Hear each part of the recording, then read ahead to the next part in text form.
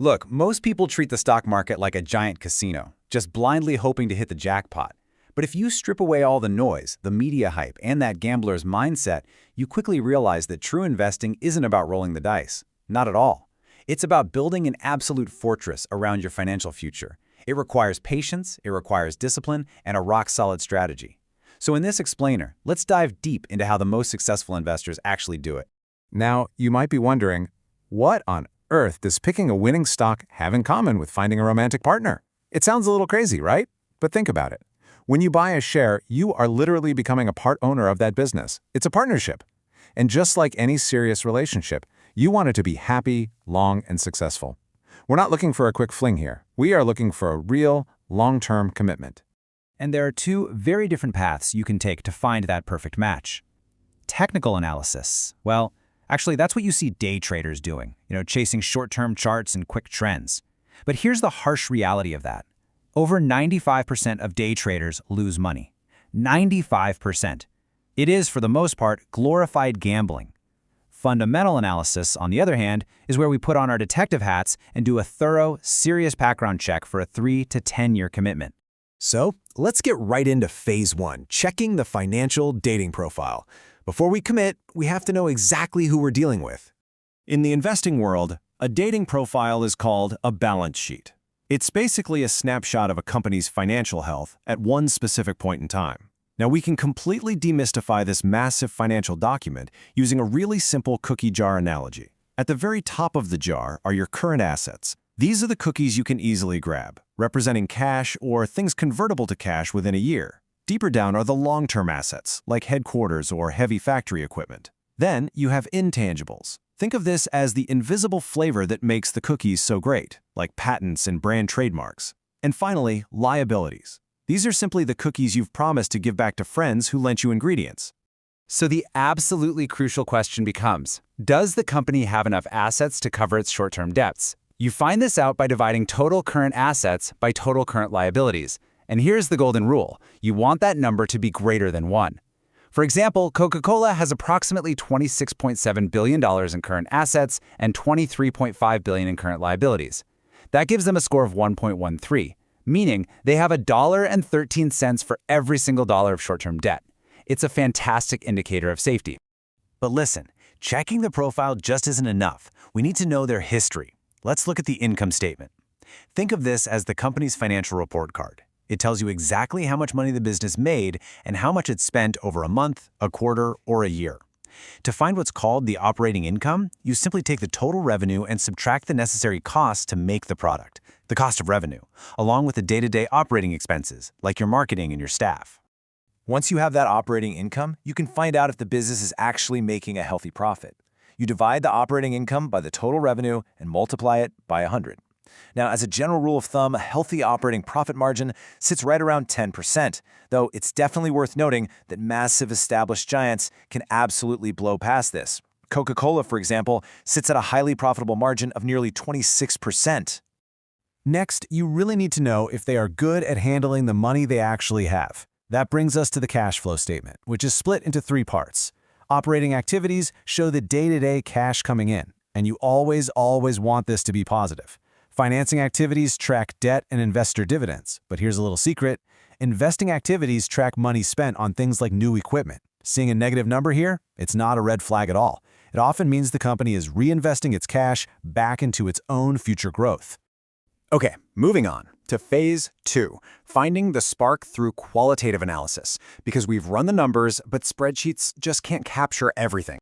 See, a company might look absolutely perfect on paper, but still lack that vital spark, like brand recognition. It's the king on a chessboard, completely central to the game and totally irreplaceable. Think about Apple. They have massive global trust, fiercely loyal customers, and a reputation for quality. Now contrast that with a brand like Xiaomi. While they are huge in emerging markets, they kind of lack that same universal, impenetrable trust. A beloved brand heavily minimizes your risk as an investor because they are just incredibly resilient against competition. And they need to be resilient because a single external voice can rock a company. In 2016, a single tweet from Donald Trump criticizing Lockheed Martin sent their stock tumbling, literally wiping out nearly $4 billion in market value in hours.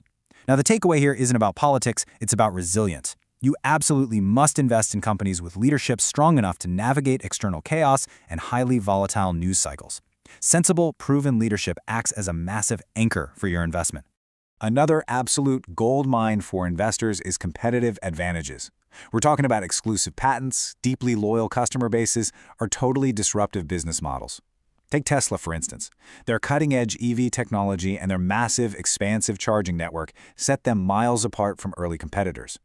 Finding these advantages takes time and heavy research for sure, but they drive faster, lower-risk growth over your long-term relationship with that stock. All right, that brings us to Phase 3, navigating relationship drama. Because in any long partnership, things are eventually going to go wrong. In the stock market, investors constantly panic sell on bad news without actually getting to the truth. It's driven entirely by emotion. It's kind of like people irrationally panic buying toilet paper during a crisis, right? Let's trace the timeline of Facebook and the Cambridge Analytica scandal. In March 2018, news of data misuse broke. Within just 10 days, emotional investors reacted and the stock plummeted nearly 18%. But zoom out for a second. Years later, the stock had surged up more than 200%. The long-term investors who held strong, who trusted their fundamental research over the fearful news cycle, were heavily rewarded. So when should you actually sell? If you block out all that noisy, fearful news, there are really only 3 logical reasons to walk away. Number 1, you face a severe personal financial emergency and you just need the cash. Number 2, you hit a specific predefined financial goal, like paying for a major vacation and you want to enjoy your gains.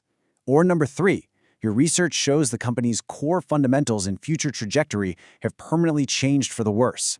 Which brings us to our final step, Phase 4, playing the field and diversification. When you're looking for a partner, you rarely settle for the very first person you date, right? You play the field, you explore. And the market offers 2 main types of matches.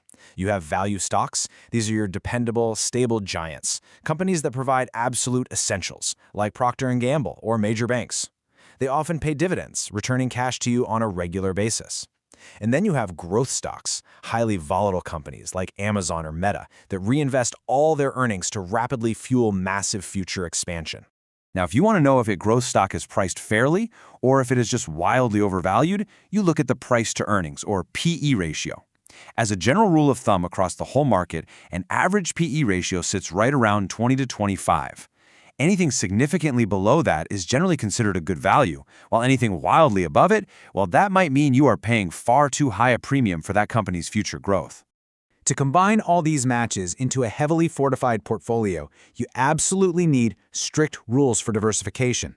To ensure one bad match doesn't completely wipe you out, never put more than 5% of your total money into a single stock. And to protect against entire industry crashes, never have more than 20% of your investments locked up in one single sector, like tech.